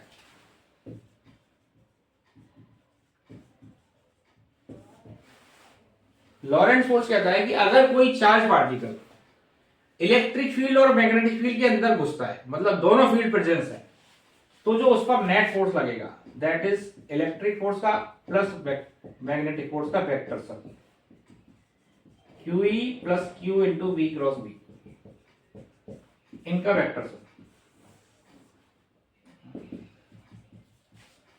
QE plus Q into B cross B, यानी कि अगर कोई चार्ज पार्टिकल इलेक्ट्रिक फील्ड और मैग्नेटिक फील्ड के अंदर घुसेगा कंबाइंड इफेक्ट, तो उस पर जो नेट फोर्स लगेगा वो इलेक्ट्रिक फोर्स की वजह से भी होगा, मतलब फील्ड इलेक्ट्रिक फील्ड भी लगाएगा और मैग्नेटिक फील्ड भी लगाएगा, तो नेट फोर्स ये आएगा।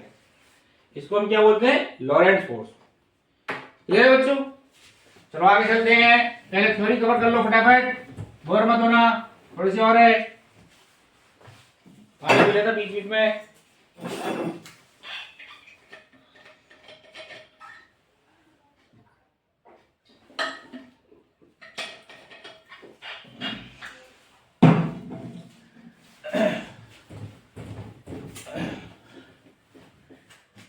चलो बेटा अब हम बात करते हैं motion of charge particle. Charge particle का मोशन देख रहे हैं अपन। पहले हम बात करते हैं मैग्नेटिक फील्ड में। देखो अगर मैग्नेटिक फील्ड इस तरह से है, ठीक है, फॉर्मूला पहले फोर्स का फॉर्मूला क्या लिखा अपन ने? क्यू बी क्रॉस बी, या क्यू बी भी साइन थीटा लिख सकते हैं, क्यू बी भी साइन थीटा, ठीक है जी। थीटा क्या है बेटा? बी और बी के बीच में एंगल। अब मैग्नेटिक फील्ड हमारा यू है और समझो चार्ज पार्टिकल ऐसे जा रहा है, मैग्नेटिक फील्ड के अलोंग जा रहा है, तो दोनों पैरेलल हो गए। कितना एंगल आया दोनों के बीच में? थीटा 0 आ गया, तो फोर्स हो गया 0। यानी अगर वेलोसिटी के पैरेलल जाएगा चार्ज पार्टिकल तो फोर्स लगेगा 0। अब मान लेते हैं कि मैग्नेटिक फील्ड ऐसे है ना, क्रॉस है, और चार्ज पार्टिकल ऐसे घुसा बेटा बी वेलोसिटी। अब आप मुझे बताओ कितना फोर्स लगेगा? बी क्रॉस बी, वेलोसिटी की डायरेक्शन ये है, मैग्नेटिक फील्ड अंदर की तरफ, क्रॉस मतलब अंदर की तरफ, तो इधर कितना फोर्स लगेगा? फोर्स क्या होगा? देखो अभी फॉर्मूला बताया आपको मैंने, मैग्नेटिक फील्ड फिंगर को रखना है एलोंग वेलोसिटी, मैग्नेटिक फील्ड अंदर की तरफ, कर्ल कर दो अंदर की तरफ, तो थंब किधर आया? बाहर। यानी कि ये पार्टिकल जा तो ऐसे रहा है लेकिन फोर्स इस पे लगा इस तरफ, तो ये ऐसे घूम जाएगा, है ना, इस तरह से। यानी कि कैसा पाथ बनेगा? Circular, circular path. यहां कैसा पाथ बन रहा है बेटा? स्ट्रेट पाथ, क्योंकि डेविएशन हुआ ही नहीं, सीधा चलता चला गया। यहां पर कैसा बन रहा है? सर्कुलर पाथ, है ना, सर्कुलर पाथ बन रहा है। यानी एक चीज याद रखो, अगर वेलोसिटी और मैग्नेटिक फील्ड के अंदर 0 डिग्री एंगल है तो स्ट्रेट पाथ बनेगा, 90 डिग्री एंगल है तो बेटा कैसा बनेगा? Circular path. 90 भी कैसा बनेगा? सर्कुलर पाथ, याद रखो। तो अब हम बात ये करते हैं कि अगर ये किसी एंगल पर घुसेगा, समझो चार्ज पार्टिकल अगर किसी एंगल पर मैग्नेटिक फील्ड में घुसता है तो उसका पाथ कैसा बनेगा? देखो समझो बेटा, ये हमारा मैग्नेटिक फील्ड और चार्ज पार्टिकल बेटा ऐसे घुसा थीटा एंगल पर, मैग्नेटिक फील्ड ये है। अब बेटा ये ना तो पैरेलल है मैग्नेटिक फील्ड के, ना परपेंडिकुलर, किसी एंगल पर घुसा, तो अब क्या होगा? हम क्या करते हैं, इसके दो कंपोनेंट बना लेते हैं बेटा। इधर हो गया बी साइन थीटा और इधर क्या हो गया? B cos theta. तो देखो बेटा अगर बी वेलोसिटी से घुसा तो इसके दो कंपोनेंट बना लिए हमने सेपरेटली, तो बी कॉस थीटा की वजह से तो फोर्स लगेगा ही नहीं इस पर, यानी इस वाले पर फोर्स 0 रहेगा। लेकिन ये जो है कंपोनेंट बी साइन थीटा, इसको समझो मैं B1 मान लेता हूं, तो ये क्या करेगा इसको, मतलब आप यूं मान लो कि दो पार्टिकल है अलग अलग, एक ऐसे जा रहा है एक ऐसे जा रहा है, थोड़ी देर के लिए समझने के लिए। तो जो ऐसे जा रहा है वो तो सीधा निकल जाएगा, उसको फोर्स लगेगा ही नहीं। लेकिन जो ऐसे गया समझो फील्ड के परपेंडिकुलर, तो उस पर कैसे फोर्स लगेगा? अभी आपको बताया कि अगर कोई चार्ज पार्टिकल मैग्नेटिक फील्ड के परपेंडिकुलर जाता है तो वो सर्कुलर पाथ में घूमेगा, है ना। तो देखो कैसे घूमेगा बेटा, फिंगर को रखो वेलोसिटी के अलाउ, ठीक है, कर्ल कर दो, कर्ल कर दो, वेलोसिटी ऐसे फील्ड ऐसे, वेलोसिटी ऐसे फील्ड ऐसे, कर्ल करो, थंब किधर लगा अंदर, तो ये पार्टिकल जा तो ऐसे रहा है, जा तो ऐसे रहा है, लेकिन फोर्स लगा ऐसे, है ना, तो ये ऐसे घूम जाएगा, यूं समझ गए ना मेरी बात को, ऐसे तो ऐसे घूमेगा और ये वाला कंपोनेंट इसको आगे ले जाएगा, तो ये ऐसे ऐसे चलता जाएगा, ठीक है जी। देखो सब दोबारा समझो, मैग्नेटिक फील्ड यूं, वेलोसिटी यूं, वेलोसिटी यूं, मैग्नेटिक फील्ड यूं, हम लगा फोर्स इधर लगा तो ऐसे घूम गया, और चूंकि ये इधर आगे की तरफ जा रहा है तो ऐसे ऐसे घूमेगा, तो इसको बोलते हैं हेलिकल पाथ, यानी ये ऐसे ऐसे चलेगा, ठीक है जी। तो अगर मैं इसका डिराइव करूं तो भैया ये सर्कुलर पाथ में जो घूमेगा ऐसे, तो इसकी रेडियस कितनी होगी, तो आपको पता है बेटा जब भी कोई बड़ी सर्कुलर पाथ में घूमती है तो कोई दूसरा फोर्स घुमाता है इसको, कौन घुमा रहा है इसको, ये वाला QV1, QV1V इक्वल टू हम क्या लिख सकते हैं mv1/r, जो फोर्स उसको सर्कुलर पाथ में घुमाएगा वही तो सेंट्रीफ्यूगल फोर्स देता है, तो इसको हम mv1/r कर दिया, तो बेटा r आ गया हमारे पास mv1/qv। तो ये जो पार्टिकल जब ऐसे घूमा तो उसकी रेडियस होगी ये mv1/qv, ठीक है जी। अब अगर आपसे पूछे कि भाई बताओ एक सर्कल में इसको कितना टाइम लगा एक राउंड लगाने में, तो टाइम का फॉर्मूला क्या होगा बोलो, टाइम होता है बेटा डिस्टेंस बाय वेलोसिटी 2πr/v,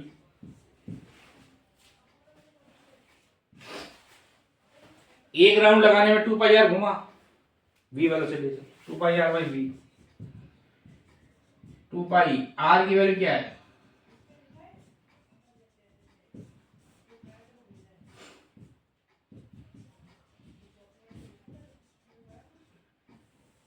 ये टाइम पीरियड है 2πm/qv, 2πm/qv, ठीक है, टाइम पीरियड कितना आ गया 2πm/qv।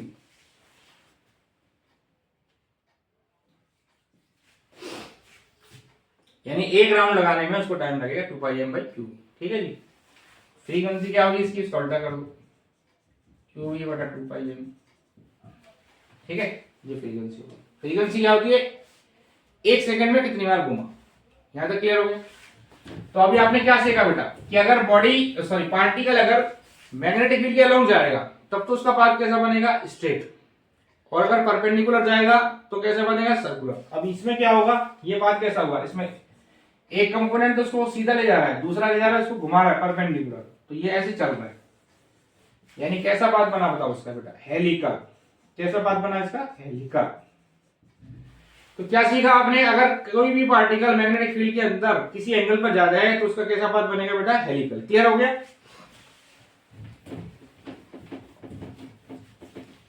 चलो बेटा अब हम बात करते हैं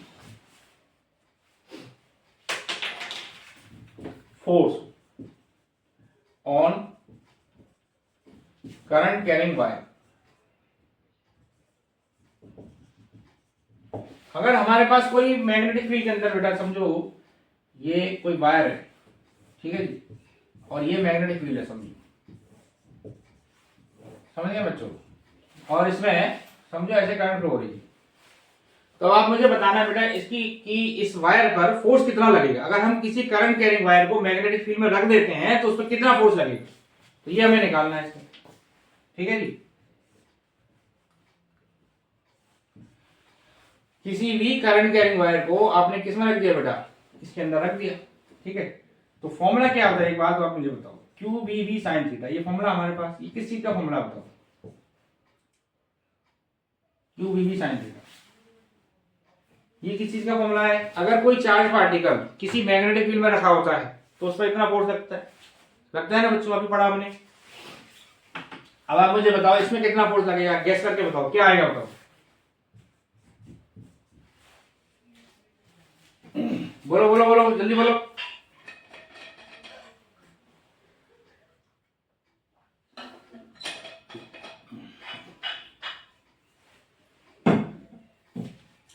अच्छा एक बात मुझे बताओ, जब कोई वायर रखा हुआ है तो उसमें एक चार्ज है या बहुत सारे चार्जेस हैं, बहुत सारे इलेक्ट्रॉन्स हैं, है ना, बहुत सारे इलेक्ट्रॉन्स हैं। तो भैया इसमें कितने इलेक्ट्रॉन्स है, जैसे हमें इसमें मान लेते हैं Q is the total charge. क्या है बेटा? Q is the total charge. और ये आपने पढ़ा होगा Q इक्वल टू N, ये पढ़ा हुआ है ना, Ne। N का मतलब क्या है इसमें? Number of electrons per unit volume. ध्यान रखना, N का मतलब number of electrons per unit volume, यानी यूनिट वॉल्यूम का इतना चार्ज है। तो टोटल चार्ज कितना आएगा बताओ? Ne into volume of this conductor. तो वॉल्यूम कितना आ गया? Al। ये बात समझ में आया कि नहीं आया बताओ? NeAl, ठीक है जी। Q equal to NeAl। N का मतलब number of electrons per unit volume, ठीक है जी। तो अब मैं अगर इसको मैं Q/T कर दूं, समझो टाइम से डिवाइड करता हूं, NeAl/T। तो मान लेते हैं बेटा एक इलेक्ट्रॉन यहां से चल के यहां आ गया, यहां से चल के यहां आ गया। तो जो इलेक्ट्रॉन की वेलोसिटी होती है, करंट में आपने पढ़ा था, उसको बोलते हैं ड्रिफ्ट वेलोसिटी। तो उसको हम क्या लिख सकते हैं? NeAVD लिख सकते हैं ना?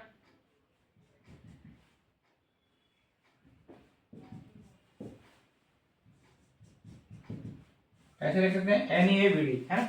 रिलेशन पढ़ा हुआ है आपने NeAVD का रिलेशन। तो अब आप मुझे बताओ, यहां पर इसको मैं रिप्लेस कर रहा हूं, यहां पर F इक्वल टू, देखो ये Q है, इसकी जगह टोटल चार्ज मैं लिखूंगा यहां पर कैपिटल Q, क्योंकि स्मॉल एक चार्ज पर तो इतना फोर्स लगा, टोटल पे कितना लगेगा? QBV sin theta. Q का फॉर्मूला क्या लिखा हमारा? NeAl, NeAl, है ना, B sin थीटा, ठीक है जी, NeABD। अब यहां देखो NeABD,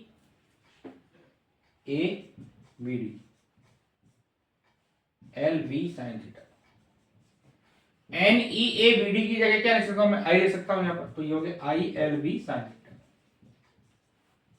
कितना फोर्स लगा, यानी कितना लगा बेटा? ILV sin थीटा, है ना, IL क्रॉस B ऐसे भी लिख सकते हैं इसको। ठीक, क्लियर हुआ भाई? एक इलेक्ट्रॉन अगर होता तो उसमें कितना फोर्स लगता है? QV sin theta. लेकिन इसमें तो बहुत सारे हैं, तो टोटल चार्ज जो कंडक्टर पर है वो कैपिटल Q है, QV sin theta. Capital Q की वैल्यू मैंने ऐसे निकाल के इसमें डाल दी, और NeABD लिख दिया मैंने बेटा। NeABD कितना है? करंट है, करंट डाल दी, तो ये sin थीटा। अब इसमें फोर्स की डायरेक्शन क्या होगी? L cross B।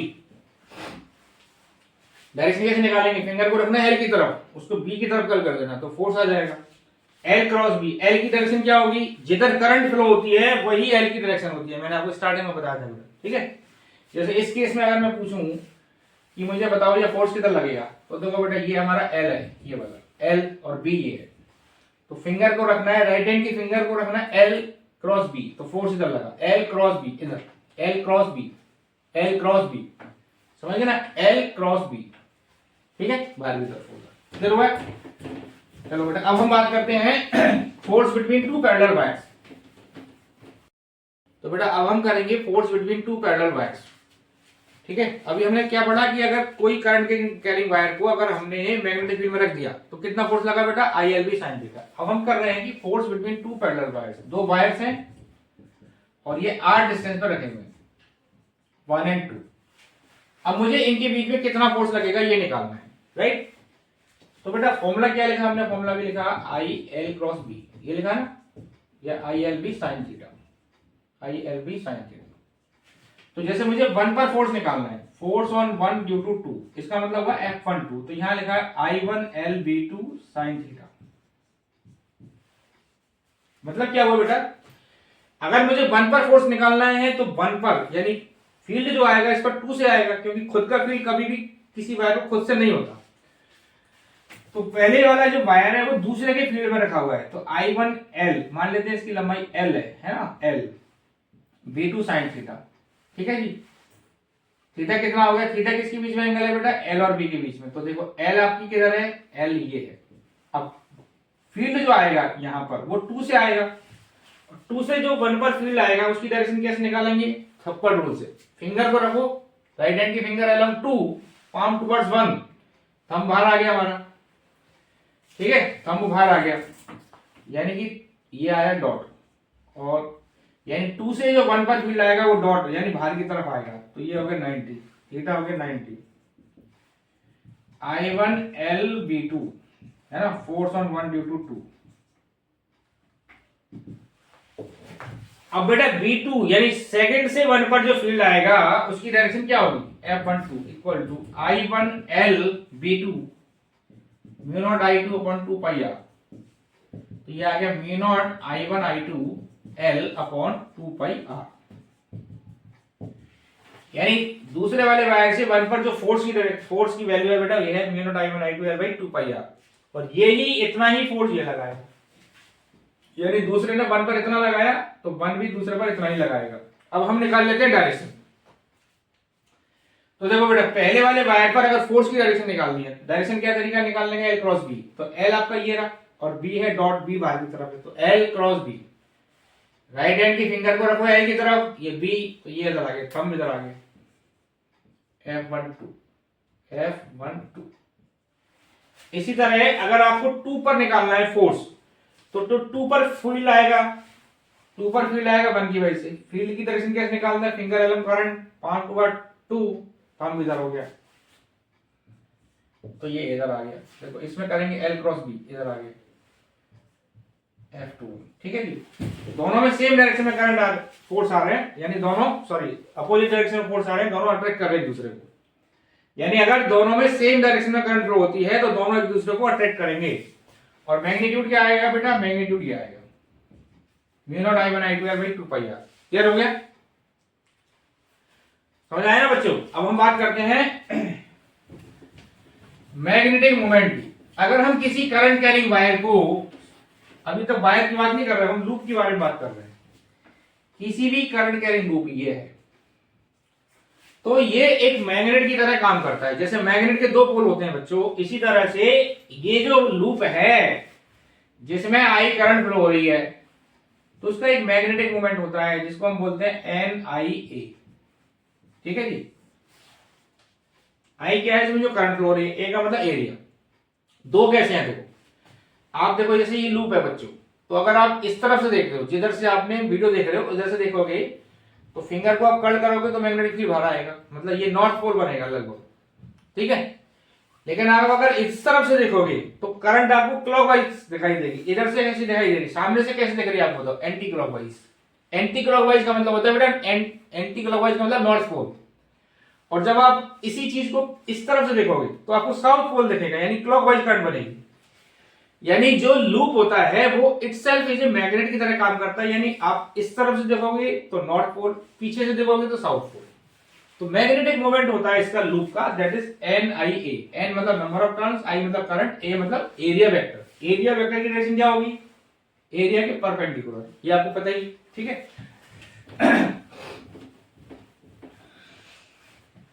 तो हम बात करते हैं टॉर्क। अगर हमने किसी करंट कैरिंग लूप को मैग्नेटिक फील्ड में रख दिया, समझो बच्चों, है ना, तो उसके अंदर एक टॉर्क लगता है। जैसे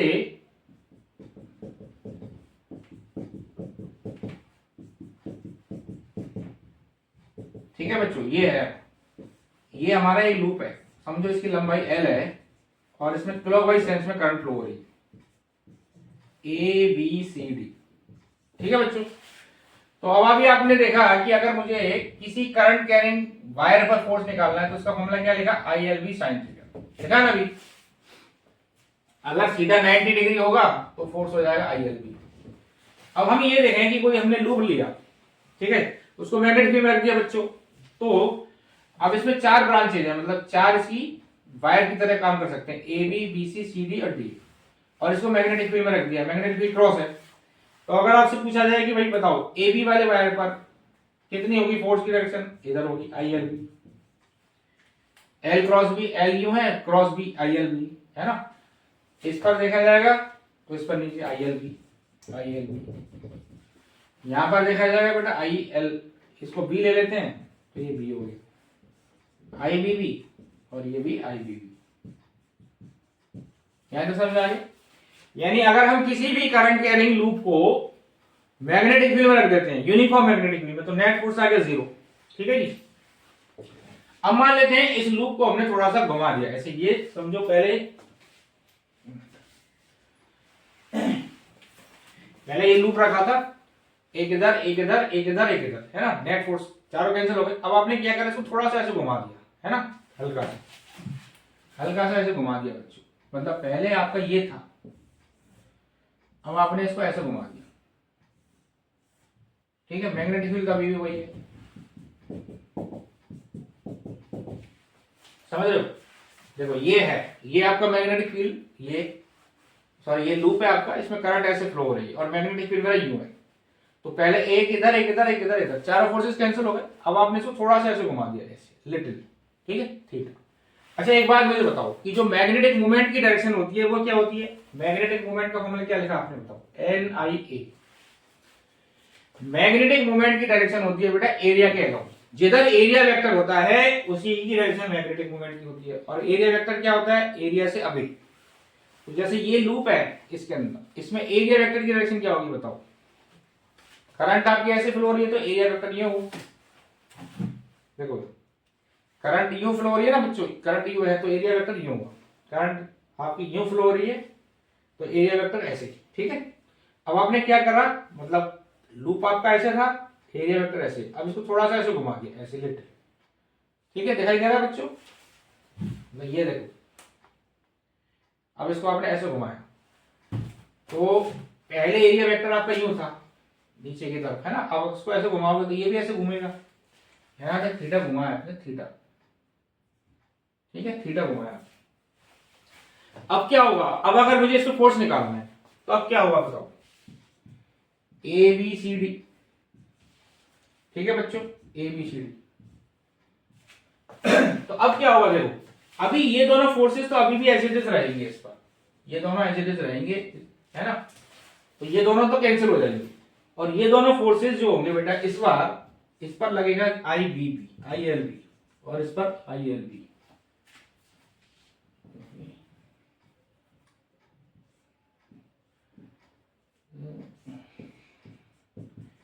ILB और इधर ILB। ये कैसे आया देखो, आपने इसको ऐसे घुमाया, फोर्स इस पर ऐसे लगा हुआ था, ठीक है। अब आपने इसको ऐसे घुमाया ऐसे, तो ये फोर्स तो अभी भी रहा ना ऐसे, ILB, है ना, ये ILB रहा। देखो ये पहले ऐसे था सिर्फ, अब इसको ऐसे घुमा दिया आपने इस तरह से, तो ये जो ILB की डायरेक्शन है वो तो अभी भी ऐसी रहा और इस पर ऐसे रहेगा।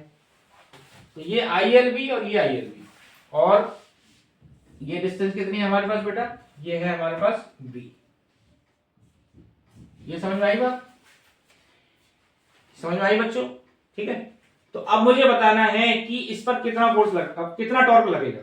तो अब आप देखो ध्यान से कि अगर मैं इसको ऐसे घुमा रहा हूं तो ये दोनों फोर्सेस तो कैंसिल हो रहे हैं, ठीक है, इस कंडीशन पे।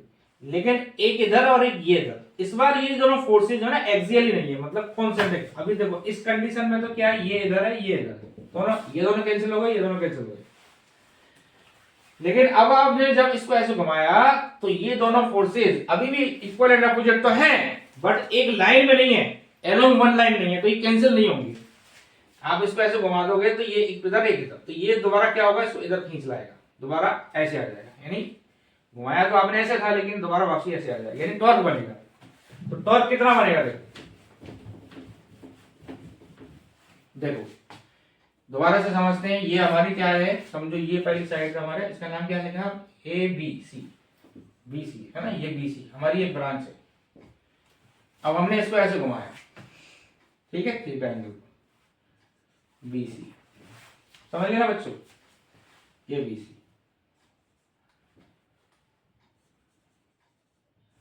तो ये हमारा ILB और ये हमारा ILB, और ये एंगल हमारा थीटा है, ठीक है, ये हमारा B है। तो बेटा ये B है। अब आपने पढ़ा हुआ है रोटेशनल मोशन में कि अगर किसी बॉडी पर दो फोर्स लगते हैं इक्वल एंड अपोजिट तो उन पे टॉर्क लग जाता है, जिसको हम कपल बोलते हैं। तो देखो एक इधर है एक इधर है, तो ये इसको वापस इधर घुमाएंगे तो टॉर्क का फॉर्मूला क्या होगा बेटा, either of the force into perpendicular distance. तो ये B है, B का इधर कंपोनेंट हो गया B cos थीटा, और इधर कितना आएगा बेटा B sin थीटा, है ना। तो ILB फोर्स क्या होता है, कपल क्या होता है, perpendicular force into perpendicular distance, r perpendicular, ये आपने पढ़ा ही होगा। फोर्स कितना है हमारे पास ILB इनटू परपेंडिकुलर कितना डिस्टेंस कितनी हो गई B sin theta, ILB B sin theta, ठीक है बच्चों, तो टॉर्क कितना आ गया हमारे पास, I l B B sine theta. अब एल बी का मतलब इसका एरिया हो गया लंबाई इंटू चौड़ाई, है ना, तो ये हो गया बेटा आई ए बी साइन थीटा। इतना टॉर्क लगेगा आई ए बी साइन थीटा। अगर इसमें एन टर्न्स होंगे तो टॉर्क कितना आ जाएगा, N I A B sine theta. अब एन आई ए को क्या बोल सकते हैं, एम, मैग्नेटिक मोमेंट, तो बेटा ये आ जाएगा हमारे पास एम बी साइन थीटा। तो टॉर्क कितना आ गया हमारे पास, अगर किसी करंट कैरिंग लूप को हमने मैग्नेटिक फील्ड में रख देंगे तो उसमें कितना टॉर्क लगेगा, एम बी साइन थीटा। कितना लगेगा, एम बी साइन थीटा, यानी कि एम क्रॉस बी। क्लियर हो गया बच्चों। चलो अब बेटा इसकी एक एप्लीकेशन है जिसको हम बोलते हैं मूविंग कॉइल गैल्वेनोमीटर। बस 5 मिनट की वीडियो है बेटा, फटाफट देख लो। मूविंग कॉइल गैल्वेनोमीटर ये क्या होता है, नाम सुना होगा आपने गैल्वेनोमीटर। गैल्वेनोमीटर क्या करता है बेटा, करंट को मेजर करता है, डिफ्लेक्शन मेजर करता है ना, डिफ्लेक्शन दिखाता है आपने, तो वही है ये मूविंग कॉइल गैल्वेनोमीटर। देखो ये क्या होता है बेटा, इसमें क्या बला है, देखो यहां पर क्या होता है, ये 2 सिलेंड्रिकल मैग्नेट्स हैं। ये आपकी 12th क्लास में आ सकता है, ध्यान रखना, मूविंग कॉइल गैल्वेनोमीटर, ठीक है। यहां पर हम क्या करते हैं, एक सॉफ्ट आयरन का ऐसे सिलेंड्रिकल पीस लेते हैं और इस पर यहां पर कॉइलिंग ऐसे ही,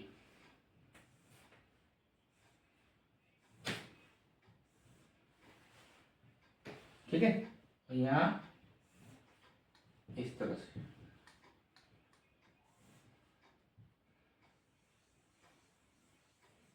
ये हमारी स्प्रिंग है, ये है ना, ये है, यहाँ स्केल है और ये,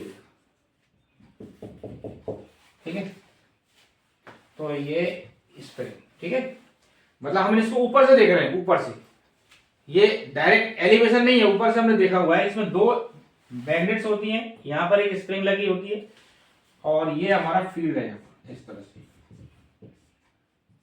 ठीक है जी, ऐसे फील्ड होता है।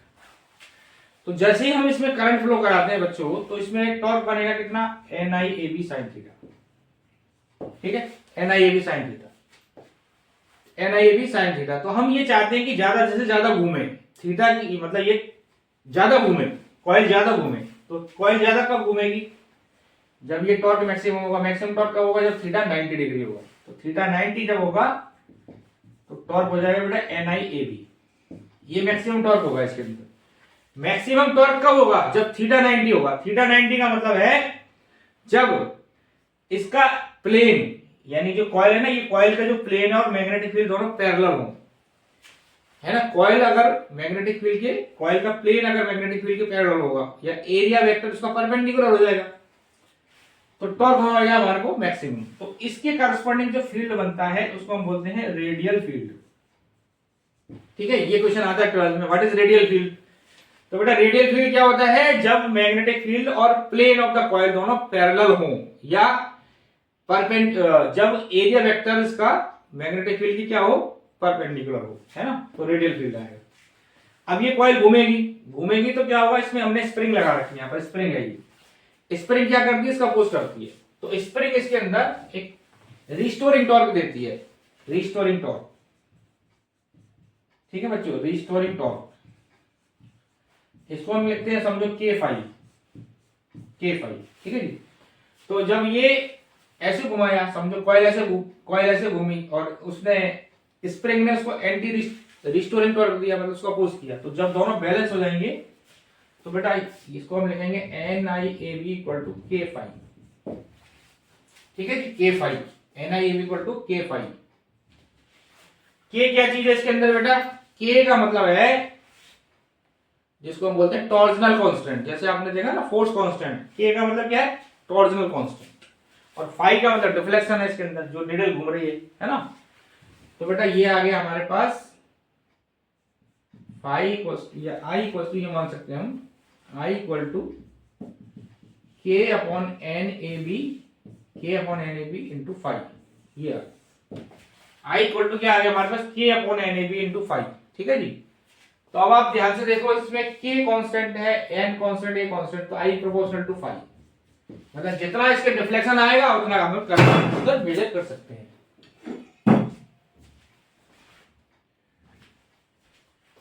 समझ में आया बच्चों? अब इसमें अंदर एक चीज होती है जिसको हम बोलते हैं बेटा करंट सेंसिटिविटी। करंट सेंसिटिविटी क्या होती है कि कितना मिनिमम मेजर कर सकता है, जैसे बोलते हैं ना बहुत सेंसिटिव है, तो इसको बोलते हैं deflection per unit current. Current sensitivity का मतलब होता है बेटा phi by I, deflection per unit current.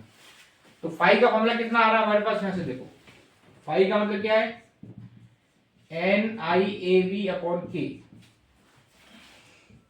N I A B upon K upon I. तो आई से आई कट गया, तो ये हो गया बेटा एन ए बी अपॉन के, ये आ गया करंट सेंसिटिविटी, है ना, डिफ्लेक्शन पर यूनिट करंट।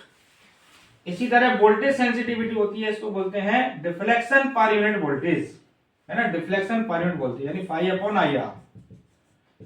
तो phi upon I R, phi upon I की वैल्यू ये रही, तो N A B upon K R, ये आ गया आपका वोल्टेज सेंसिटिविटी। सेंसिटिव का मतलब कितना सेंसिटिव है, कितनी जल्दी करंट को मेजर कर लेगा। इसमें समझ में आया बेटा आपको, बाकी चीज समझ में आ गई कि फाई का मतलब डिफ्लेक्शन कितना हो रहा है, जो निडल घूम रही है वो फाई है हमारे पास, ठीक है जी। तो अब अगली है इसके अंदर बेटा कन्वर्जन। जैसे डिफ्लेक्शन जो है, जो गैल्वेनोमीटर है बेटा, वो डिफ्लेक्शन मेजर करता है हमारे को, क्या देता है डिफ्लेक्शन, कितनी वैल्यू एमीटर, कितनी जो करंट कितनी मेजर कर रहा है वो नहीं बताता, तो उसको हम कन्वर्ट कर देते हैं, conversion of galvanometer to ammeter. Galvanometer को एमीटर में बदल देते हैं। तो क्या फर्क बताता हूं मैं, गैल्वेनोमीटर हमें डिफ्लेक्शन देता है, जबकि एमीटर हमें एग्जैक्ट मेजरमेंट देता है कि करंट कितनी फ्लो हो रही है। तो बेटा G2A का मतलब गैल्वेनोमीटर टू एमीटर कैसे करते हैं, ये हमारा गैल्वेनोमीटर है, इसके पैरेलल में हम एक शंट रेजिस्टेंस लगा देते हैं। क्या लगा देते हैं बेटा, शंट रेजिस्टेंस। यहां से आई करंट जा रही है, समझो इधर आई से चली गई और इधर चली गई I minus I G. S is a shunt resistance, बहुत छोटा रेजिस्टेंस है, यानी गैल्वेनोमीटर के पैरेलल में अगर हम एक बहुत छोटा रेजिस्टेंस लगा देते हैं तो ये गैल्वेनोमीटर किस में कन्वर्ट हो जाता है, एमीटर में। तो अगर मैं आपसे पूछूं इसमें ये दोनों पैरेलल में है तो क्या आ जाएगा, I G G equal to I minus I G into S. तो कितना शंट लगाएंगे बेटा, शंट ये आ गया, ठीक है जी, ये हमारा शंट आ गया। अगर इफेक्टिव रेजिस्टेंस कितना आएगा इसका बेटा, इफेक्टिव रेजिस्टेंस आएगा जीएस अपॉन जी प्लस एस, दोनों का इफेक्टिव रेजिस्टेंस ये आ गया। क्लियर हो गया? अब हम करेंगे बेटा G2B, गैल्वेनोमीटर को वोल्टमीटर में कैसे बदलेंगे। तो बेटा गैल्वेनोमीटर को वोल्टमीटर में बदलने का तरीका क्या है, गैल्वेनोमीटर के पैरेलल में एक हाई रेजिस्टेंस लगा देते हैं, हाई रेजिस्टेंस, ठीक है जी। ये तो अब ये जो कॉम्बिनेशन है इसको हम बोलते हैं वोल्टमीटर। क्या बोलते हैं, वोल्टमीटर। तो अगर मान लेते हैं इसके बीच में बेटा V है हमारे पास पोटेंशियल डिफरेंस, तो V इक्वल्स टू क्या लिखा जाएगा, IG into G plus R, ठीक है जी।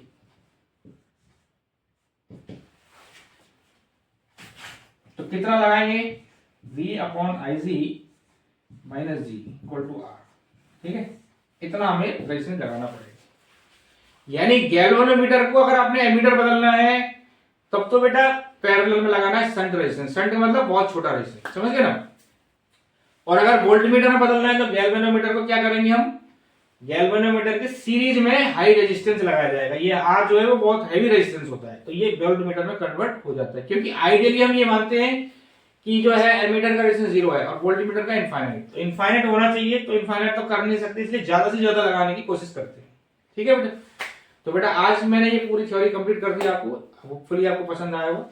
अब नेक्स्ट वीडियो में हम इसके क्वेश्चन करेंगे। थैंक यू बेटा।